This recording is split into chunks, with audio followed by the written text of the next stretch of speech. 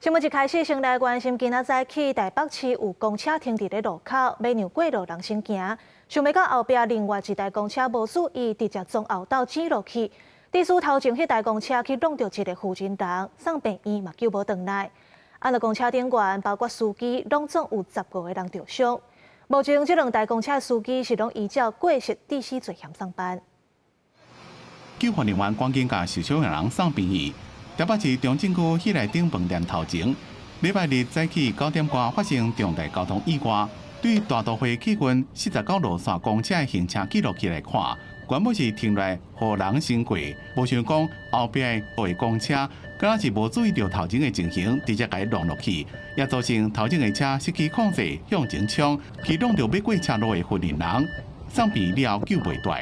那原本前面的公车是停下来礼让行人通过行穿，那后面的公车可能刹车不及，然后撞击前面的公车，造成前面的公车去波及到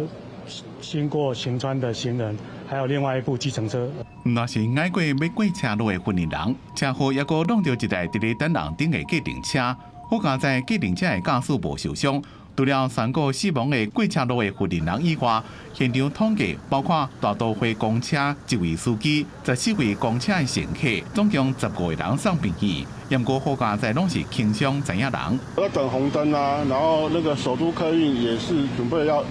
绿灯右转嘛，但是他前面刚好有一男一女的行人要过马路，所以他停下等行人过马路，结果那个蓝色的公车就撞上来啊。大都会客运也是派人去边慰问家属，每一位乘客先发慰问金3000，所落来也会负责相关的医疗费用，也会协助死者的家属办理后事。因那2位公车驾驶初步了解拢无酒驾，因那责任方面也会调查。记者综合报道。